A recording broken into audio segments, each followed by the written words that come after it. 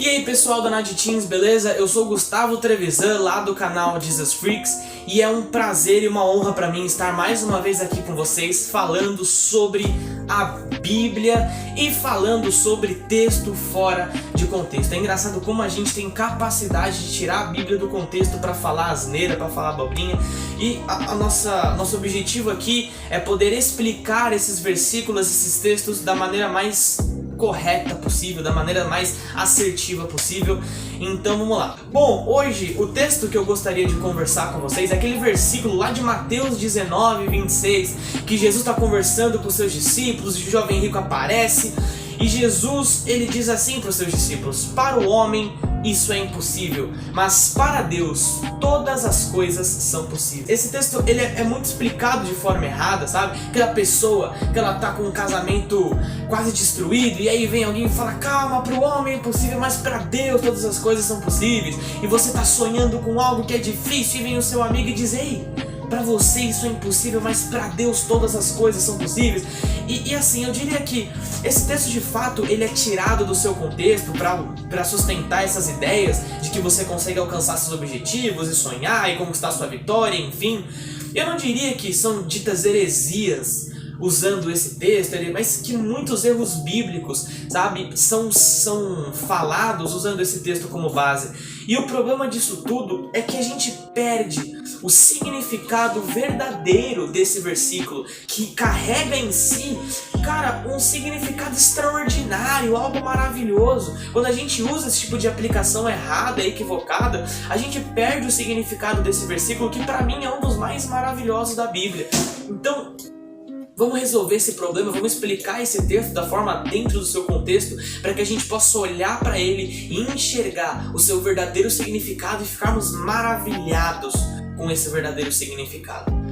Bom, eu vou ler aqui Mateus 19, do 23 até o 26, certo? Eu vou pegar só esse trechinho e aí a gente já conversa. Mateus 19, 23 ao 26 diz assim: então Jesus disse aos discípulos: eu lhes digo a verdade, dificilmente um rico entrará no reino dos céus.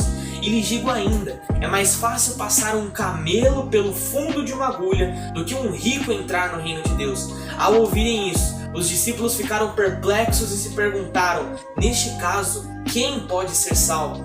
Jesus olhou para eles e respondeu: para o homem é impossível, mas para Deus todas as coisas são possíveis. Lembrando qual que era o contexto ali daquela conversa. Vem um homem, um jovem rico, chega para Jesus falando que queria herdar o reino dos céus, a vida eterna. E Jesus fala: cara, pra você herdar a vida eterna, vende tudo que você tem, dá pros pobres e me segue. E aí aquele jovem rico, com um coração ganancioso, um coração apegado às coisas desse mundo, se recusa a fazer isso e vai embora triste, certo? E aí Jesus lança a braba, ele fala de que é mais fácil um elefante entrar numa caixinha de correio do que um rico entrar no reino dos céus. Só que aquilo para os discípulos era terrível de se ouvir. Essas palavras soaram como um tiro no ouvido dos discípulos, porque para a mentalidade dos discípulos, os ricos eram ricos justamente por estarem próximos de Deus. Eles achavam que os ricos seriam os primeiros a serem salvos, de que eles eram os preferidinhos de Deus, de que eles tinham um patamar acima na relação com Deus. E quando Jesus diz aquilo, o que eles pensam é: cara, se eles não vão ser salvos, o que dirá de nós? Tanto que eles retrucam desesperado para Jesus. Eles retrucam: mas Jesus, se eles não podem ser salvos, quem será salvo então?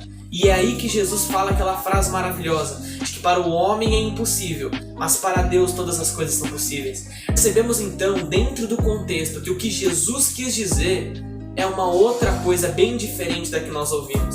Jesus, dizendo essa frase, ele declara duas verdades teológicas, duas verdades bíblicas que precisam estar pulsando no nosso coração. A primeira verdade que Jesus cita é: para o homem é impossível. O que ele está dizendo é: o homem é um pecador caído e depravado. O homem é sujo e pecador, destinado a sofrer a condenação eterna, a sofrer com a ira de Deus eternamente, porque o homem é mau. Desde Adão, toda a humanidade é caída e destinada ao inferno. O homem está num estado de condenação, necessitado necessitado de salvação. O homem necessita de uma salvação que ele não pode alcançar. Nada que o homem faz ou fizer é suficiente para alcançar essa salvação que ele necessita. E esse é o estado do homem. Para o homem é impossível. É isso que Jesus fala. Os discípulos perguntam: quem será salvo? E aí Jesus fala: para o homem é impossível. Mas ele fala uma segunda verdade, de que para Deus todas as coisas são possíveis. Deus é rico em graça e grande em poder. Esse Deus soberano desce do seu trono e vem à terra, assume a condenação do homem, sofre a condenação que o homem deveria ter sofrido, substitui a humanidade, paga a dívida do homem para que pudesse nos oferecer salvação. Deus nos possibilitou ser salvos. Deus nos deu a possibilidade de sermos salvos e perdoados. Em Deus somos perdoados e redimidos dos nossos pecados. Essa é a verdade que esse versículo traz a nós. É isso que Cristo diz nessa frase, nesse versículo. Vocês de fato são pecadores, caídos, depravados, é impossível serem salvos. Mas Deus veio à terra na forma de homem, vulgo o próprio Jesus Cristo, para sofrer e pagar a condenação do homem, para que então o homem pudesse ser salvo. Deus oferece redenção por meio do seu sangue. Sabe? É isso que nós precisamos ter em mente.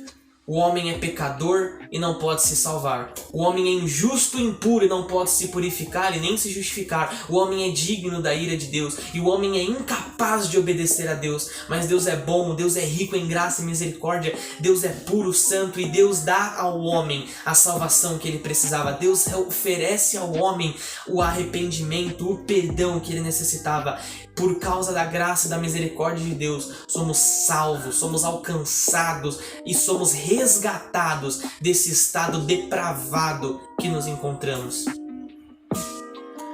Por isso, quando você lê esse texto, que você não seja encorajado: então eu vou conquistar tudo que eu quiser, então eu vou sonhar alto. Não, que quando nós lermos esse texto, nós dobremos nossos joelhos em adoração e digamos: Senhor, eu sou tão ruim e tão mal, mas por causa da sua graça eu posso ser salvo, por causa do Senhor eu posso ser salvo. Que essa seja a nossa oração, a nossa adoração, que essa seja a nossa reação ao lermos este versículo. Beleza? Espero que você tenha compreendido, espero ter edificado você. Cara, curte esse vídeo, compartilha com a rapaziada, comenta aqui o que você achou, comenta um versículo aí que você quer que a gente fale também, um outro versículo que você acha que é também usado fora de contexto e você quer que a gente fale, comenta aí. Deus abençoe você e até a próxima. Falou!